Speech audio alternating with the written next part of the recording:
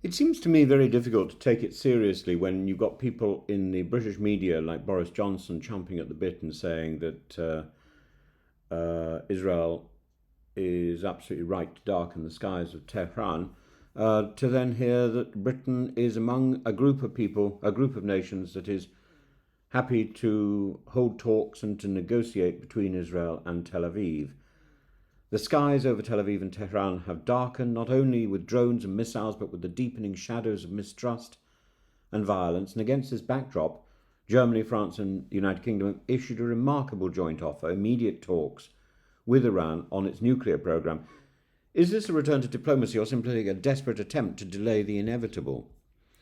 The German Foreign Minister, Johann Wadephul, speaking from Oman, said that the three European powers are ready for urgent negotiations. His words were simple, deliberate, and pointed. Germany, together with France and Britain, are ready. We're offering Iran immediate negotiations about the nuclear program, and I hope the offer is accepted.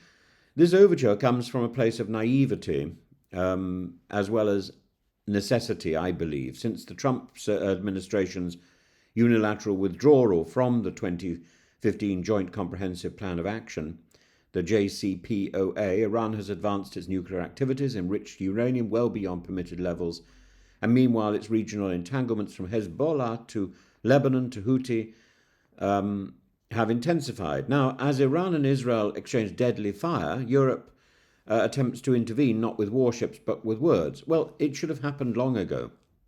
And this initiative is not without precedent, that's true. The 2015 nuclear deal signed by the so-called P5+1 was a rare success story of multilateral diplomacy. It paused Iran's nuclear ambitions in exchange for sanctions relief, but the Trump administration's exit shattered trust. And again, the dark figure of Trump is is the problem in all of this story. Iran responded predictably with acceleration, not acquiescence. And in the years since, efforts to revive talks have repeatedly faltered. Iran accused the Europeans of meekly following Washington's lead.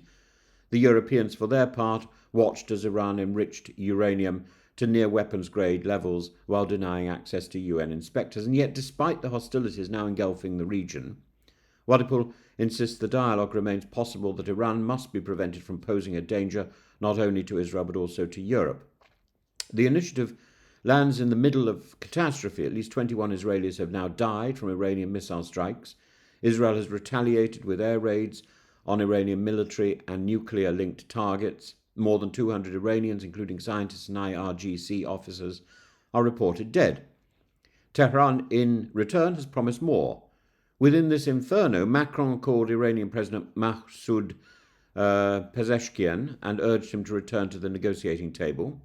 Macron also demanded the release of two detained French nationals, Cécile Kohler and Jacques Paris, and the protection of embassies. This is a reminder. Diplomacy is not only about principles, it's about people. And Iran hasn't formally responded. Indeed, Tehran's foreign ministry accused Germany of hypocrisy, citing the Holocaust and invoking Iran's historic role in sheltering refugees. It's a bitter irony that nations once divided by history now struggle to write a peaceful future.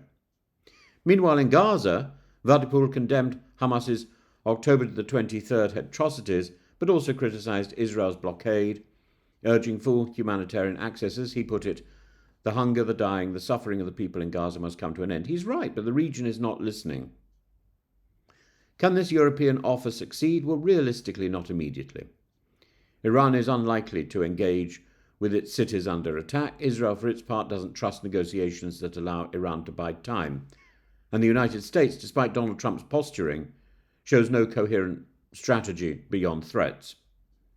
Yet failure to act would be worse. If diplomacy is not attempted now, the window may close forever. Iran is a threshold nuclear power. Israel is a declared nuclear state.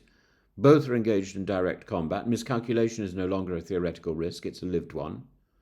And Europe's goal is not merely to restart negotiations, but to build a firebreak in a forest already ablaze. This is not the beginning of World War III, not yet, but it is a reminder that the great wars begin in spirals of violence that were one thought containable. The offer made by Germany, France and Britain is not a peace treaty. It's a match held aloft in the dark, hoping to find a door before the next explosion seals it shut. Diplomacy, like oxygen, is noticed most when it's gone. And let's hope Iran breathes before the air runs out.